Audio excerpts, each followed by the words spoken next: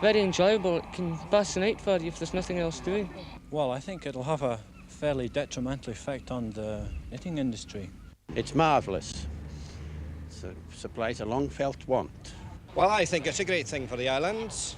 I think that in this remote area, right up at the end of the line, I think it's a good thing for the people, especially in the country, the people in the country. Television? Oh, no, it's no worse than I thought it would be, but just don't fancy it myself. Today, for the first time, television comes officially to Ultima Thule, or if you like, the Shetland Islands. This is the last area in the whole of Britain to get its own television transmitter. It was opened officially here this afternoon.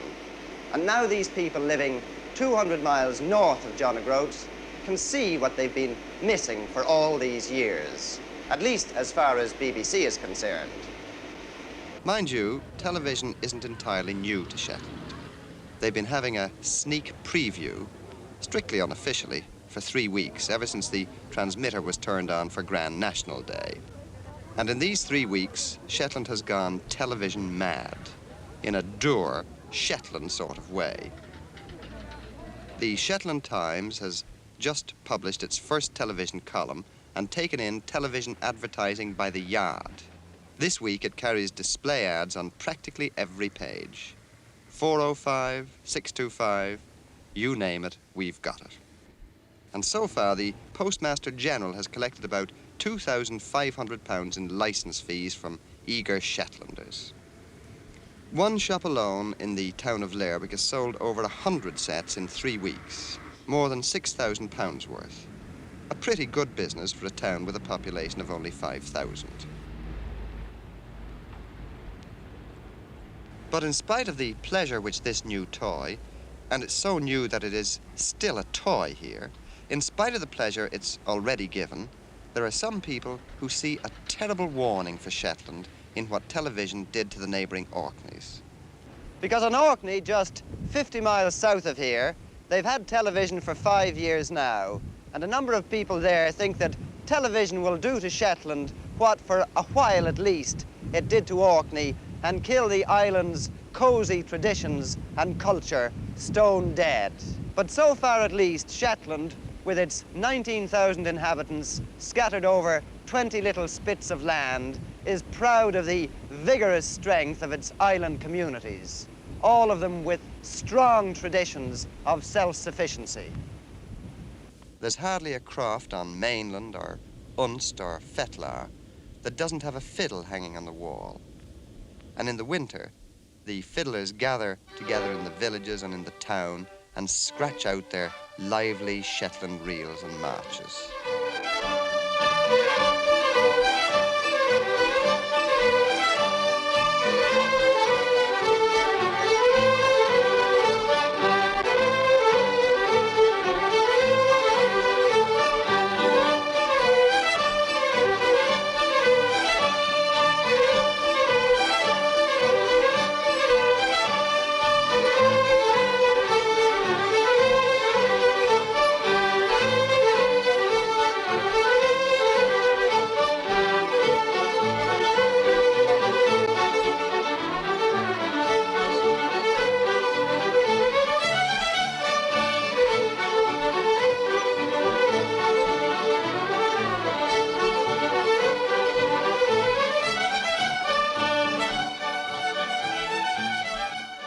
It's all a deadly serious business here. But television may mean that the young people, and some of the old ones, will leave the fiddles hanging on the walls and concentrate on Dr. Kildare or Z-cars.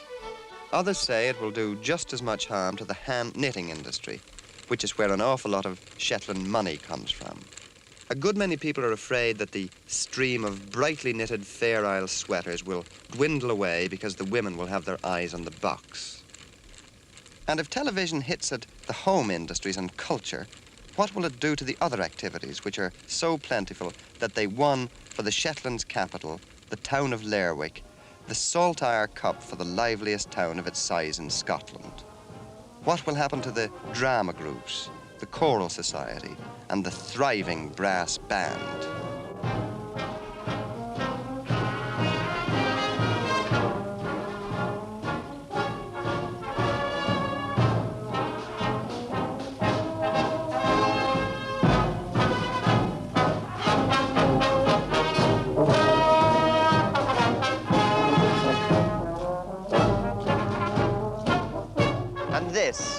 All this, say the gloomy pessimists, is threatened by television. And in proof of their pessimism, they point to the dreadful warnings that have come from those who saw what television did to their neighbours just 50 miles away in the Orkneys. Mr. Dallaghan, as a further education officer here on Orkney, can you say what the initial effect of TV here on the island of Orkney was? Oh, well, Mr. Shannon, it was quite disastrous to begin with. The first year, 2 years, everything almost disappeared that we had built up and tried to build up in the years previous. I think drama groups, music groups, classes of all kinds, youth groups, all suffered initially, and that continued for a matter of 2 to almost 3 years, and then the tide began to turn. Is the community life that's springing up again now any different because of television? Oh, I think so. I think, for instance, that drama groups, for example, have come to realize that they've got to produce a higher standard. They have the impact of television not only on themselves but on their audiences, and the box office will suffer unless they can produce that higher standard.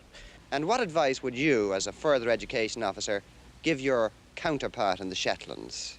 I would advise him to hang on like grim death to at least the nucleus of all that he thinks important in community life. He'll be in a sad state of disarray in a year or two's time, but assure him from me that the tide will turn.